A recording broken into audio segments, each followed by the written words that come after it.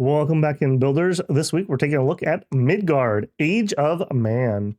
Once Midgard was called Vanheim, home of the Vanir, but since the coming of man, the Vanir have dwindled in number. At first, the Vanir were the undisputed rulers of the land, but the growing human population has taken over the land and renamed it Midgard.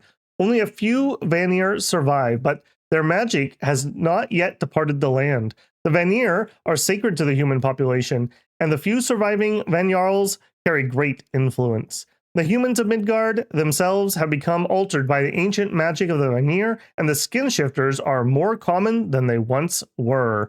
Another nation suffering from budget constraints, I suppose, that we can't afford at least a second paragraph about them. For national features, we have ocean sailing. We can trace our income across oceans. We have illusions. We prefer cold scales of +1. Our military is mostly made up of heavy infantry, skin shifters, berserkers, and Vanir. For magic, we are good at air and astral. We have a bit of blood, earth, and death, and a bit of glamour. Our priests are average, although we have a cap only priest level 2, but beyond that, we're down to just priest level 1s. We can, however, perform blood sacrifices. For scales and blesses, we have a cold limit of +1. Buildings, we use the standard forts of the eras. That means we can build up to citadels. Overall, this is one of those nations that suffers a bit from, I didn't get anything new and my magic is worse than it was before, that strike a lot of nations, unfortunately. We'll see how they can hold up, though. For sites, we have one site, Valhalla. This allows us to get our cap onlys. In addition, produces 2 air gems, an earth gem, and a glamour gem. Units and sacreds. As I mentioned a second ago, unfortunately, we basically have the same roster that we've been rocking mostly since early age, frankly, and it relative to other nations has not held up particularly well. Starting us off, we have an archer. This is an 8 gold, 5 resource, 5 recruitment point archer. However, it is basically human stats with a short bow. Also only has 8 morale, so even in an archery duel, likely to run away before too long. I try to be a little more positive about short bows, but this is a pretty bad chassis, even for counter battering against just light crossbows. I'm really leery about these guys, unfortunately. Next up, we have Huskarl. This Huskarl is 10 gold, 12 resources, 9 recruitment points, basically human stats. Has an axe and a javelin. Unfortunately, again, this is a human strength unit with a javelin in late age. I feel javelins have really fallen off. Unless you're throwing these into basically barbarian indies, oftentimes 12 piercing just is not going to do it against anything. The 18 damage axe, however, is at least decent enough, can at least hurt some things. It's less of a pain to be length 1, although still isn't the best. We're armored with ringmail hauberk, an iron cap, and a shield. So this is a cheap shielded unit that can hit hard enough to hurt some line infantry. The javelin's not particularly useful, so yeah, it's okay. It's not great. Next up, we have Huskarl with spear. Much worse, in my opinion. The 13 piercing damage is not going to be able to damage much at all in this era. So I feel like you're better off getting repelled some, but having an axe that deals 18 slashing damage than you are to use a spear here. So this guy's a bit of an oof on that. Next up, we have a Hildeman.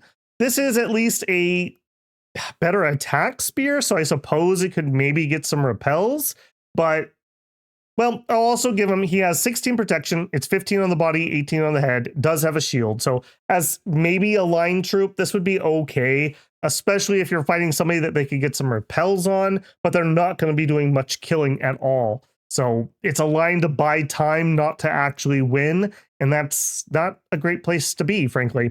Next up, we have Hirdman. This one is a broadsword. This used to be kind of special in ages past, but most people have moved up to broadswords or the like, so this isn't special anymore.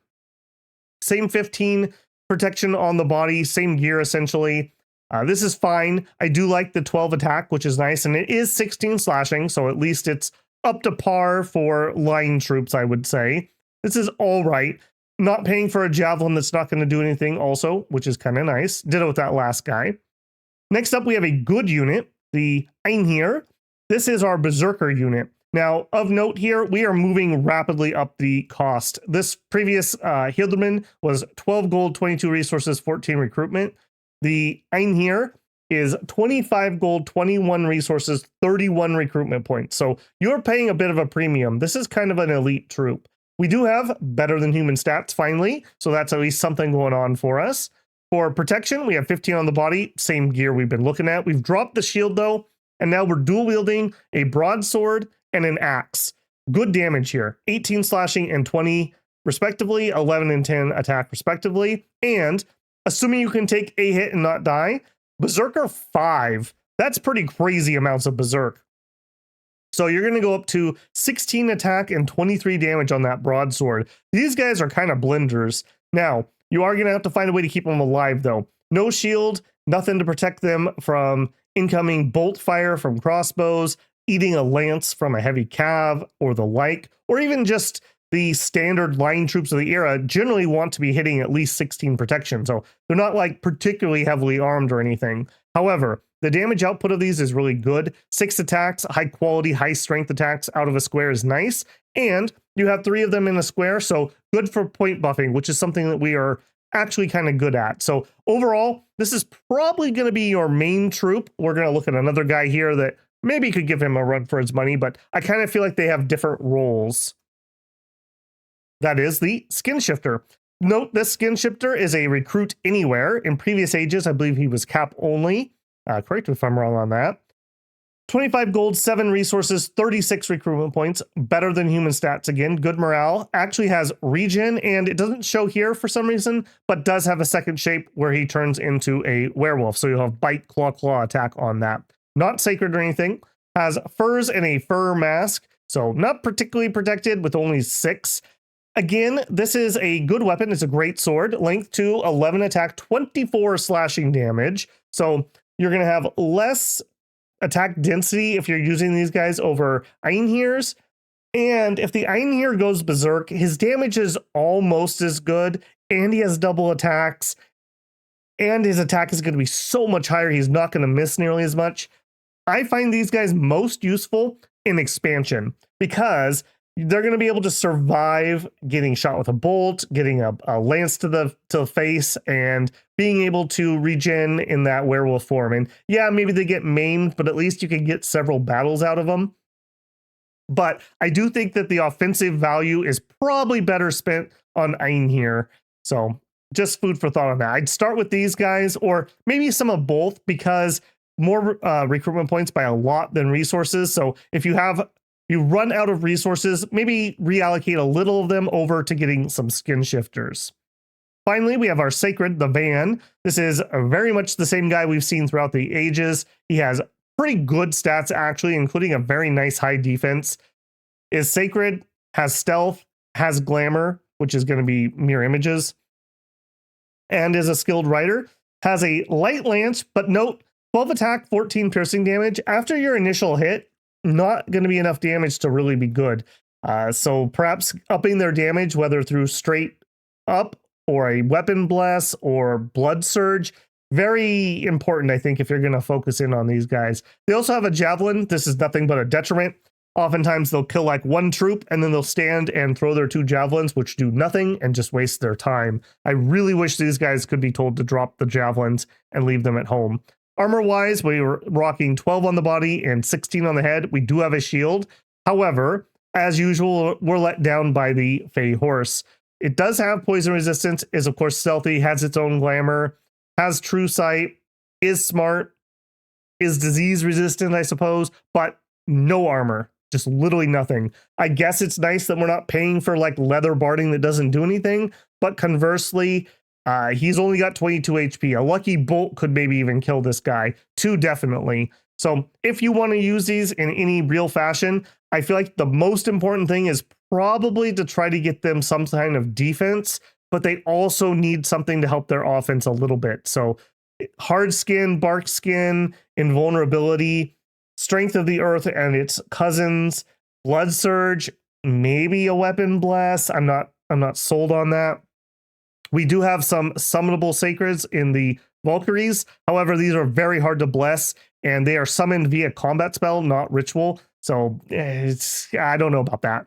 So I think you are probably going to want a few of these. They are nice to have some flankers and whatnot, and they are stealthy, which has its own value there. But I don't think you're going to be absolutely dominating the world with Vans, unfortunately. Their age has truly passed. Heroes, Commanders, and Prophet. For heroes, we have two. We have an Einherjar. He is just a leadership Einherjar, I guess. He's got a lot of Berserk, but he's only got 14 HP and he's not immortal. He exists.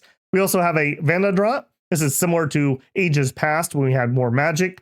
3 air, 2 death, 2 glamour, 2 blood, 2 priest. Do note, this is your only access to 2 glamour for making glamour boosters if you don't get that on your god. So that is a pretty major consideration. Wailing Winds being a great spell that we would like to cast, that we can with some work, but man, we'd like to be able to just cast it natively on the guy if we could in any way. Great leader. He has inspirational and 150 leadership. Equipped basically the same as everybody else. He's fine. Good death access. We do have death 2 possibility, but not guaranteed. Ditto with the air 3. Glamour, as I mentioned, is the highest. We do have blood 2 access elsewhere. So he's fine. He's a useful mage. If I got him, I would definitely make some glamour boosters before I do anything risky with him. Going up to our regular commanders, we have a scout, standard scout, absolutely standard. It's good to have one, I suppose. We have a hearse. This is a 75 leadership sailing commander, only 15 protection, and I don't think that's even true 15, is it? Yeah, okay, true 15. Has a broadsword, has a javelin, equipped like most of our troops with iron cap, chainmail hauberk, and a shield.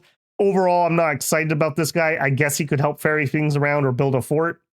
Next up, we have a Jarl. This is a good leader and probably the one you're going to use the most. 180 gold, 13 resources, 1 recruitment point. Does have slightly better in human stats. Does not have a shield of note. Only uses a chainmail cuirass and a broadsword. He has sailing and is sacred himself. So can get whatever bless you have, especially for the defensive bless would be appreciated there.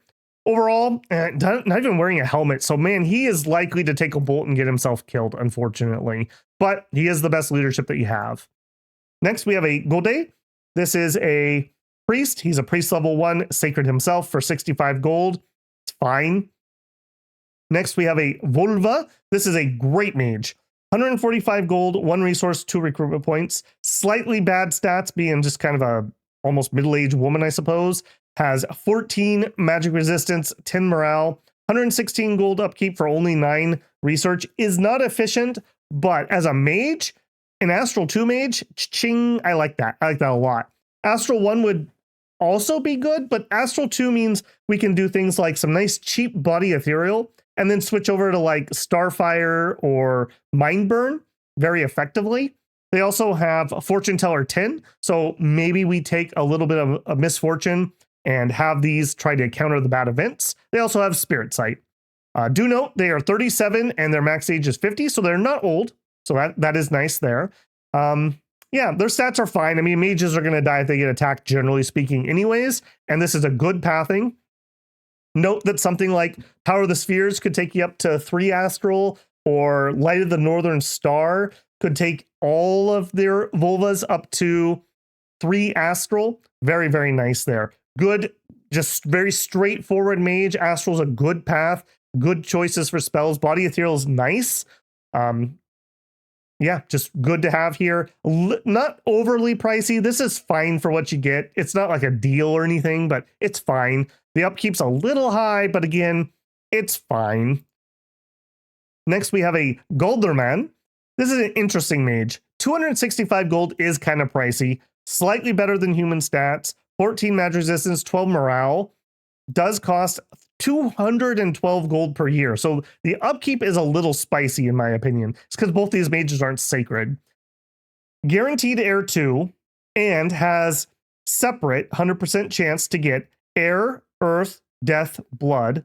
A separate 100% to get earth, death, glamour, blood, and then a 10% again for basically the same pass minus glamour. So as I mentioned, glamour 1's as high as we go here, unfortunately, but we could get an air I mean, let's drop the 10%, right? In Air 3, we could get an Earth 2, we could get a Death 2, we could get a Blood 2, and the odds aren't miserable, although the pricing is going to make it hard to really mass these guys.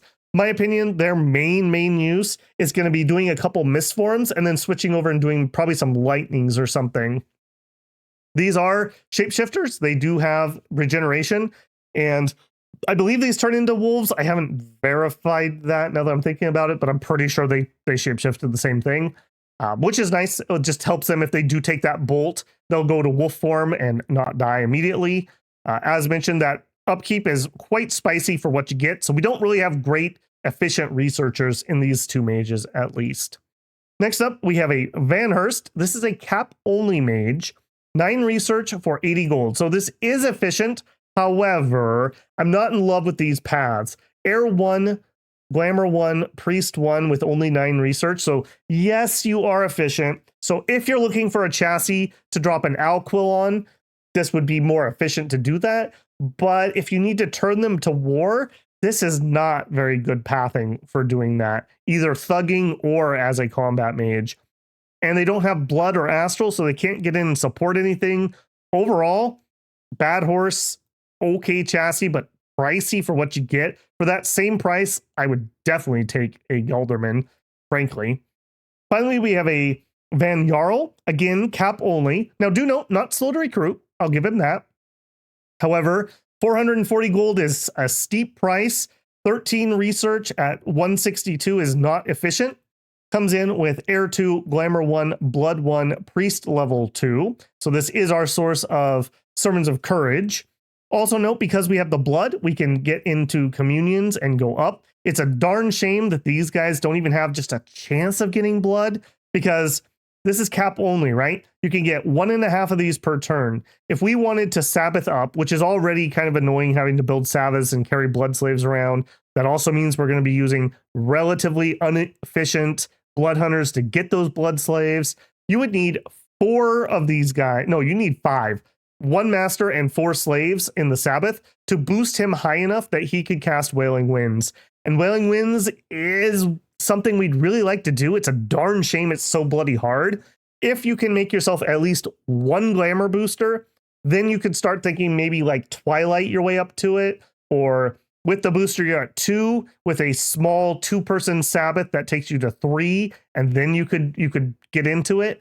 But again, that's a lot of setup there. The horse just isn't good. Yeah, just disappointing. Very disappointing. I do think it's worthwhile to go for Wailing Winds. It's still a very strong spell. It can be game winning, but you're definitely working for it on this nation, whether you're going boosters or big Sabbaths. Both of those kind of have some downsides to them. Who would I make my profit? Again, kind of a hard one here. The Jarl doesn't have a shield, so ironically enough, the Hearst is a little more defensive. He at least has the shield to help himself. Maybe we go up into like a Vanhurst if you have the time to do it. He's high on defense, so if something gets to melee, he's not going to die. Plus, having a little bit of air and glamour means maybe he carries a couple gems in case of emergency, so he could misform himself. He could personal flight himself. The glamour can get you some defensive spells, maybe, or maybe even go higher. Maybe you do it on a Van Jarl, weirdly enough. Not going to lower his upkeep or anything because he's already sacred, but he could personal misform. He could also cloud trapeze, which would be nice. That does give you a lot of map move, although if you went this route, you've already got 26. So not the best chassis here, if I'm being honest, for that. I think generally I'm going to go Hearst if you forced me to pick, but I could see some value in these guys. National items and spells. As for national items, we have no national items. As for national spells, we have 4. Starting and ending in Conjuration, we have at level 3, Sloth of Bears. We do not natively have 2 nature to cast this. 6 nature gems is steep. We don't have nature income generally, but as far as animal non-sacred summons go, you do get 15 plus for 6 gems. You could do worse. They're not horrible at siege strength, if nothing else, but we can't natively cast the spell, so kind of whatever. At 4, we get Awaken Draugr. This is natively possible, although you're looking at a 25% of a 25% to roll into that, generally, or your hero. 12 death gems is a little steep. I've always felt this spell's a little overpriced. You get the Draugr, we'll look at them here in a second, but they're undead. They get bigger as they take damage and have a cold aura and have fear. So they're not terrible. Does give you a way to maybe break into some water expansion, possibly, or just having some fear chassis can be kind of nice. Do note, all of our line troops don't have cold protection, so that cold aura might be a little bit of a problem for you. At 6, we get Summon Valkyrie. This is a combat version of the spell. 3 air and a death is possible on our Guilderman, but very rare. Again, you're looking at a 25 of a 25 to roll into that. If you did, for 1 air gem, you get 7 effects. I guess you could get a air 2 and a death 1, and then you could use 2 gems, but that's really pricey. For 7 Valkyries, who are fine, they're not stellar, but they're hard to bless. So again, I don't know. I wish this was a ritual. I'd be a lot more interested if it was. I really would be a lot more interested if that was a ritual, but it's not. It's a combat spell. Finally, at 8, we have Summon the Dwarf of the 4 Directions. 4 air, 3 earth. Can't do this natively at all. You'd basically need to Pretender build for it. 62 air gems, which is possible. And it summons one of the 4 dwarves of the 4 compass directions. If you get all 4 of them, you get darkness and perpetual storm over the entire world, as if you have cast the globals. But unless they can kill one of the dwarves, they can't dispel it because it's not actually a global. So that seems so incredibly powerful in the nations that have it. However, in practicality, those nations generally can't afford the luxury of a pretender who can make it and have 62 air gems to do it 4 times, I will note.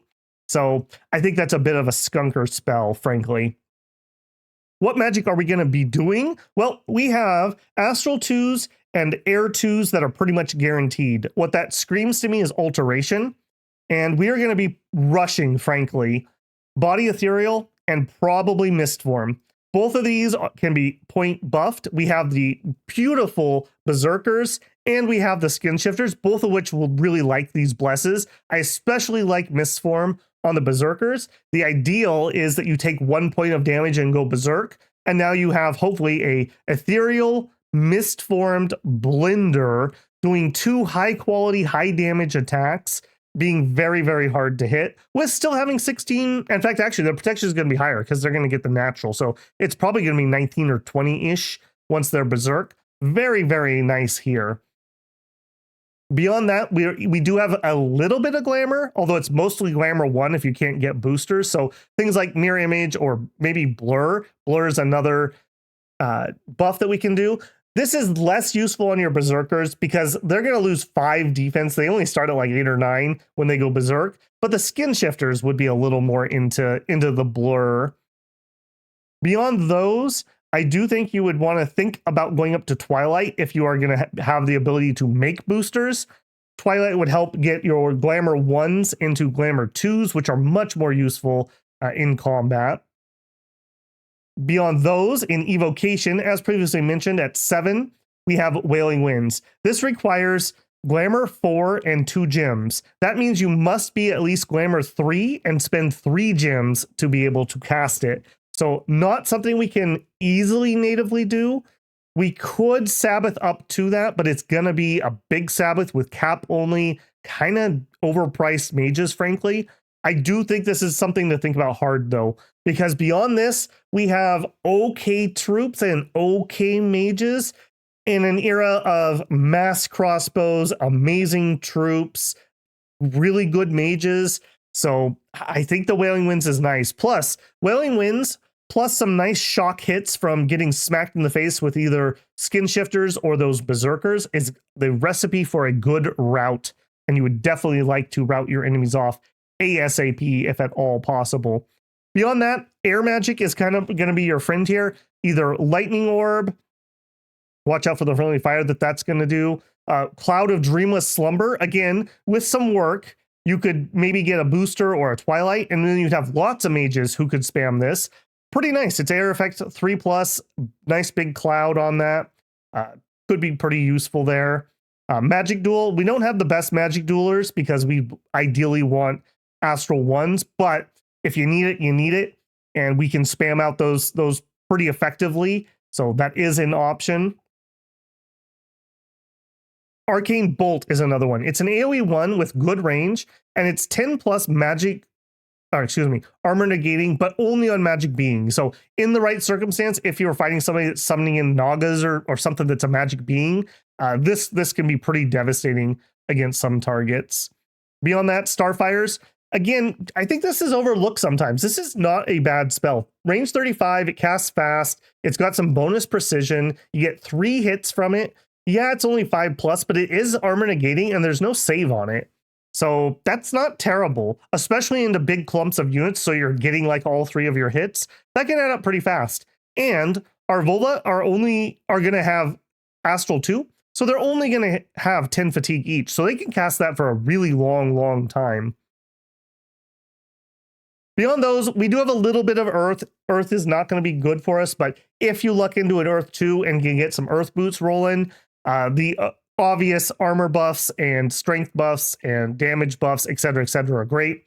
Thaumaturgy 2, I think, is pretty good. Not only does that give you communions for your mages, that also opens up Mind Burn. A script I really like is Body Ethereal times 3 and then 2 Mind Burns. And that means that you can have your hold and attack closest front line, get nice coverage on the Body Ethereal, and then they'll move forward away from your mages who probably also got Body Etherealed, and those mages can just Mind Burn from where they're at. If you're putting yourself farther forward, then you're going to have to use something like Starfires or whatever else from here, which can be a little danger close.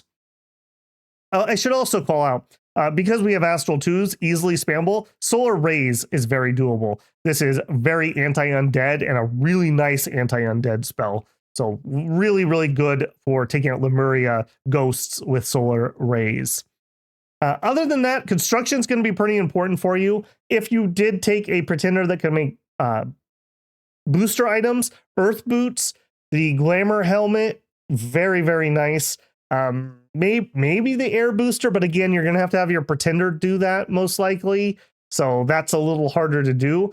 We could do some light thugging, maybe, depending on what your bless is. So again, that could be something you'd be pulling out of here. Conjuration also can be nice. Again, if you did go down that glamour route, something like a gnome would be really nice. We do have some native glamour income. So, and we can search for it obviously, but a gnome would get in some nature magic and the guaranteed earth magic. So we would really like to do like the armor buffs for our troops, if nothing else, give them a little more protection, help them stay alive. The extra strength, if we did Strength of Giants, would really turn them into blenders, or same thing with Weapons of Sharpness, just really turn them into blenders. Also, we like cold, and cold screams to me Fey Knights, so you get the Unseelie Knights, who are incredibly powerful. You get 3 of them for 15. Oftentimes I complain about efficiency. 5 gems each is probably pretty good for these guys. They're that good, especially if you take a lot of cold scale. In blood magic, I don't think we're doing a lot of blood magic. We only can get up to blood 2s. I guess with a blood 2... Maybe with some other booster work, you could do some storm demons.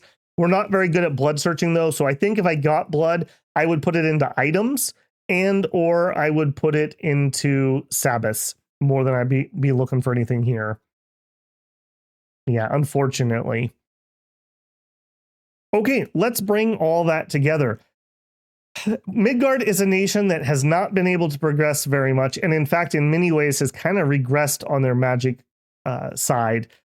We are mostly humans. We have a couple standout troops, but they're not like absolute crazy. This isn't Andromania or something, but they're fine. They're usable. We're pretty good at point buffing. Like if we go look at like this is me taking out Utgard. Look at the army that I had brought over here to do it. So this is an army. I had more sacreds. We obviously lost some in that siege. So my main thing has been lines of our damage dealing troops that hold still and get nice and point buffed up with Mistform and with Body Ethereal. while I have hold and attack rear for my sacreds to try to do some flanking. And I really have needed that combined arms. Our front line does get banged up, especially before you can buff them. So getting some flanks in is good. However, our flankers aren't the best either, and they don't really want to be in long, drawn-out combat. So you kind of need to close out fights relatively quickly, if at all possible. You can also see I'm kind of notorious for under-maging. Look how many mages I had to bring to this. We are on turn 42. Let's check my capital. Pretty empty. Pretty empty.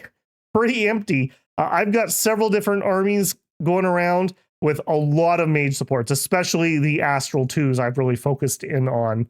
I've been in a two-way war with Tianchi and Utgard in this game, and I've held my own, but not without losses. So just be aware of that. Another thing I didn't take advantage of in this game, but depending on the map, sailing. We know how annoying the AI is with sailing, but a human is a lot better, especially if you know to go scout what's on the other side and not try to blind expand into it. Remember, if we take this, I can trace income across water, so I would get the income instantly. Most nations, if you somehow got over here, you would have to build a fort over here to get your income. Also, you can do some surprise attacks on thrones. Like, you might be able to sail from here to here and attack a throne that maybe somebody else has surrounded, or they just don't think that you can get there. Sailing can be a huge, huge mobility option. And in this map, you can see, I don't think I could sail all the way across this, but I could leapfrog my way across this in a couple turns, whereas another nation would just be slowly prodding along the coast to try to get over there. Also, if you're running away, let's say you're fighting a war and, oh no, it thawed out for some reason and they're going to catch me. Oh, I'll just sail away. I'll sail over here, which can be nice. Just not losing an army that you otherwise would have lost. That being said, I think we are definitely on the lower end of the tier scale of late age here.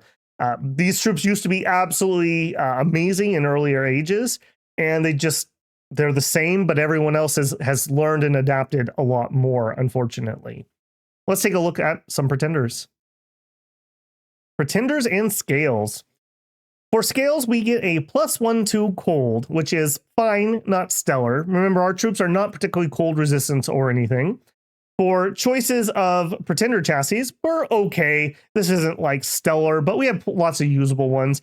Some notable ones, I would say, the Great Enchantress, one of my growing favorites, being a gem gen at a reasonable price. You do have the Crone.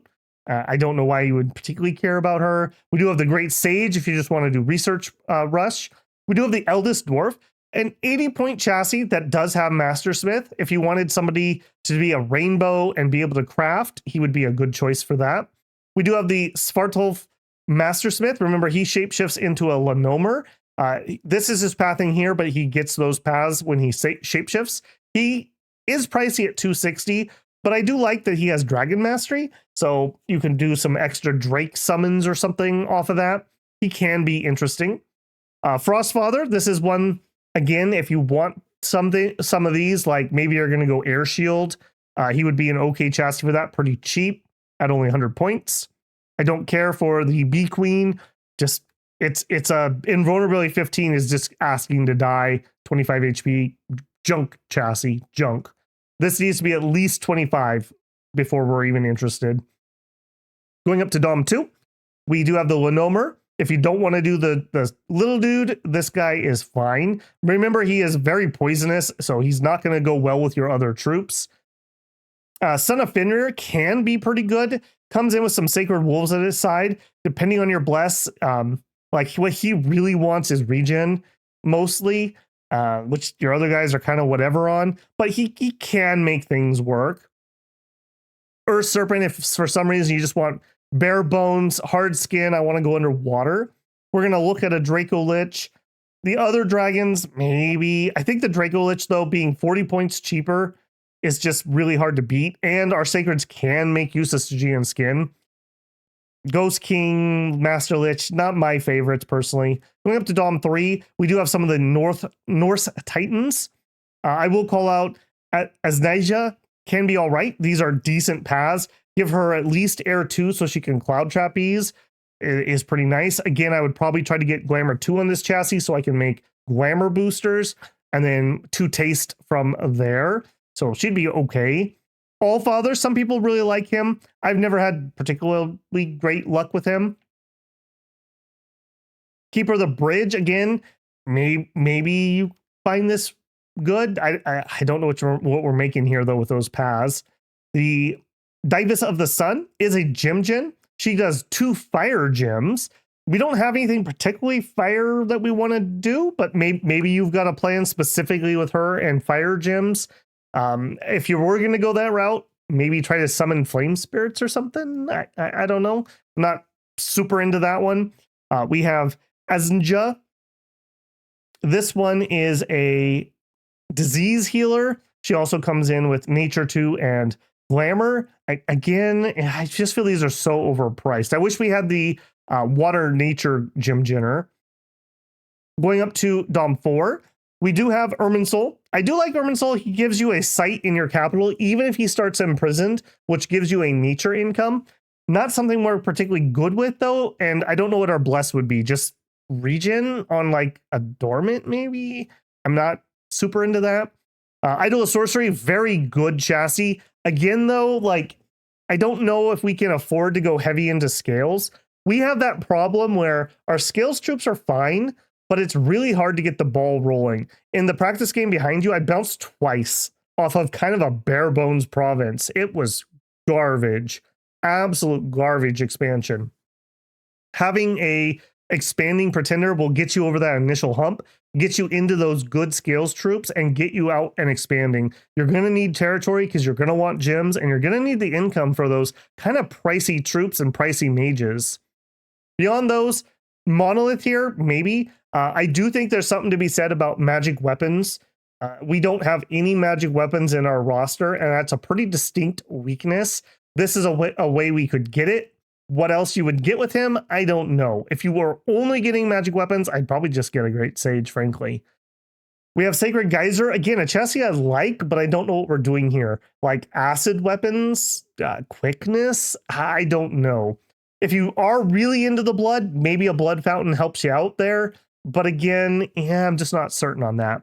Let's take a look at a couple chassis I did make. First up, we have Earth Thumb. This is a Svartov Master Smith. He has hard skin and strength of earth, and he is awake. So he is going to try to get out there and help us expand. Do note, this is him in Lenomer form, so it has changed his pathing. I did take different path. I think he's Glamour 2, Earth 6 or 7, something like that. For hard skin and strength of earth. Strength of earth is for our sacreds. They really need some help on their weapon, and that's one way we can do it. The hard skin's not stellar. It's not going to save your mounts, but he needs it. That takes him to 26, and then with a self buff, he's a lot better off. In fact, I might have even given him 2 nature now that I think about it for regen. I wish I could shapeshift on this screen once you've saved him. His main role, though, would be get the expansion rolling, and then either when he's too wounded to continue or you just want to craft, he can do that. Do note, be careful, he's got that big poison cloud and he has a poison breath. A lot of friendly fire will happen with him. Next up, we got Bony Boy. This is a bare bones, no pun intended, Stygian flesh chassis. He has Stygian flesh. That's it. He has some productivity, a little extra cold, and some order. We do kind of want to keep 1 extra production over order, in my opinion, for the ratio between recruitment points and production.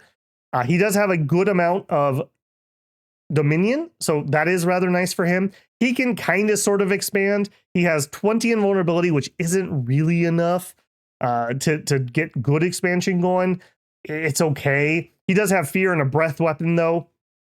So be careful with where he goes. He does also have pierce resistance, which will half the crossbow damage. Very nice there. Something like hold and attack rear to try to jump into the crossbows and breathe on them is pretty decent. He's less likely than Lenomer to cause massive amounts of friendly fire because he can do that, and he doesn't have like a poison aura or anything.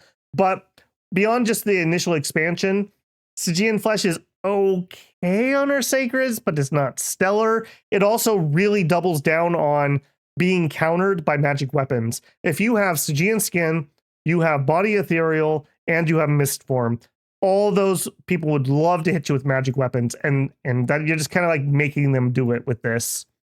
Next up, we have Wailing One. This is a great enchantress. Her main goal is to be able to self-craft a booster item to be able to cast Wailing Winds. I really think Wailing Winds is, I don't want to call it necessary, but I think if it's optional, I would take that option. She's going to bring in some glamour generation, giving us a second glamour gem per turn. Good research if you want to do that. Or she could get out and site search, give you a chance to get a little bit of nature, good earth searches, and a little bit of fire, perhaps. I just had some extra points. That's why she has that.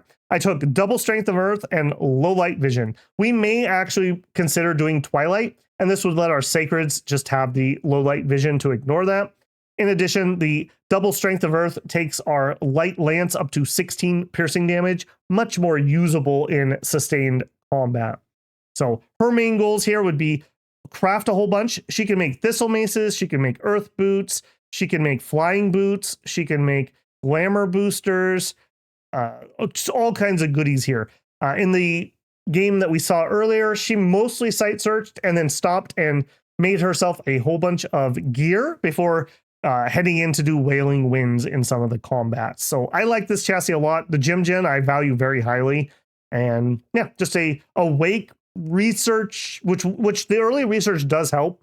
Getting yourself to at least Body Ethereal and something offensive, probably Mind Burn, on our Astral 2s is super duper helpful, even during expansion, frankly. Next up, we have the other rock. This one is a Fortitude magic weapon. I really struggled on what to do with the earth. The hard skin just isn't good, frankly. So why would I take it on a rock that's never really going to benefit from it? Whereas Fortitude, at least that halves the mundane damage that a Fey horse is going to take, maybe allowing them to take an extra hit. If you have Mist Form, and you have Fortitude, and you have Body Ethereal, and you have Mirror Images, maybe you have a bit more survivability. And of course, magic weapons. Again, just not having any magic weapons feels really bad. So that's a thing. Also, this one is a dormant, so you won't have either of these at the start.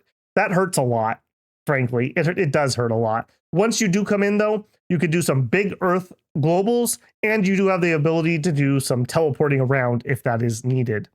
Finally, the last librarian. This is an awake researcher with just magic weapon and okay scales, including 2 magic. So that's going to give all of our researchers +3, making our kind of inefficient mages at least somewhat efficient. And just him being able to get out and just blast through some early research will really, really help with getting those Mist Forms and Body Ethereals and other things online. In addition, I did give him a death with just the points that were left over, with the thought that maybe late game we go Ether Gate and we summon in Ether Warriors. Those have magic weapons themselves, and they're just good chassis in general. So a little bit of a late game surprise maybe for some people. The magic weapon's a utility pick, and just really rushing into that research and trying to kind of hit research tempo for your first couple wars can be pretty important. Overall, the one I liked the most of these, and the one I played the furthest on, was Wailing One. I like the idea of getting the Wailing Winds up. Also, being able to make the glamour boosters is really handy. Just taking a Glamour 1 and getting it to Glamour 2 is just a huge usability use. Just massive. Glamour 2 has a lot of really good spells that Glamour 1 just doesn't. So being able to do that, get other Twilight casters, etc., etc., I think the utility is quite good here. In conclusion, Late Age Midgard is a bit bare bones. I don't think they're terrible. They have goodish mages. They have some stealth options. Their sacred isn't pure misery, even if I don't like that kind of sacred. And I think they're just kind of outgunned. Like, could we have at least invented barding by late age, guys? Like, could we try? Yeah, our troops are fine. They really like point buffing a lot. And I think that's going to be a main strategy that you're going to do. Trying to use your mobility to help with expansion, to help maybe attack from surprising areas can help out. Overall, I think they're okay, but again, kind of on the lower end of power. If I'm missing something, I kept thinking I was missing something mage-wise or something. In this game, I did get some Amazons, which didn't really end up doing anything. They would just add moss body basically to the front line, which is good and would actually probably help our sacreds a decent amount, but nothing stellar there. As you can see, I built these two, and then this is a captured fort. I took off TNG early in the war, and then I've won a war down here, and it hasn't been misery, but you are definitely going to be bringing trains of scales troops and huge amounts of mages to these fights. This is not, I'll just bring one mage or something. This is like, I need mage support for every single army. So you're going to need lots of money, because being able to recruit 2 mages, whether it is Gelderman or Volva, every turn out of every fort is the ideal. Plus, you're going to want your maximum of sacreds, plus the Einhirs or the skin shifters are 25 each. Those are not cheapy units. They're good, but they're not cheap. And they're going to die mostly like a human would die, maybe a little bit better. So I definitely think that the scales are relatively important. That all being said, though, again, not being able to expand quickly hurts a lot. I bounced off of Holberg here twice in this example. The first one was kind of a fluke. The second one, I don't even know. And that hurt a lot. So it was turn 4 when I took my first province in typical Babel fashion in this one. Now, obviously it's AI, so I made a comeback here just fine. But had Arco crossed the river earlier, I would not have been fine. I would not have been fine. So yeah, a little painful there. Share whatever builds you have, especially if you have found new and exciting ways to make the sacreds work. This is just, he's just so outdone. This is a good early age sacred in the late age. That's just really unfortunate. So I'm always looking for cool builds that maybe I missed. So make sure to share those out for the builders. Otherwise, as usual, make sure you leave a like on the video if you enjoyed yourself. If you haven't already, I hope I've earned your subscription this week. And if you want to go above and beyond, as always, you can leave a super thanks, join me live for a super chat, consider becoming a Patreon or a member. Those are linked in the channel info. As a Patreon or member, you can link your Discord and get into the file channel, where you can download things like the island maps and other things from games that, as I play and have save files, etc., that I can share, will get added to that. It's a little bare bones right now, but it'll continue to grow. If you are a member on YouTube, remember you have early access to videos such as this or whatever else I'm working on at the time. Either way, hopefully you enjoyed this. I'm really looking forward to see if people can give me some hot tips, because while I enjoyed this nation, it really doesn't feel very special. And that makes me sad, because I love special nations and dominions, whatever their cool thing is. And just, I feel like we just don't have the spark here, unfortunately. All right, sad Vikings, get out there and conquer the world for me. I'll catch you on stream. Babble out.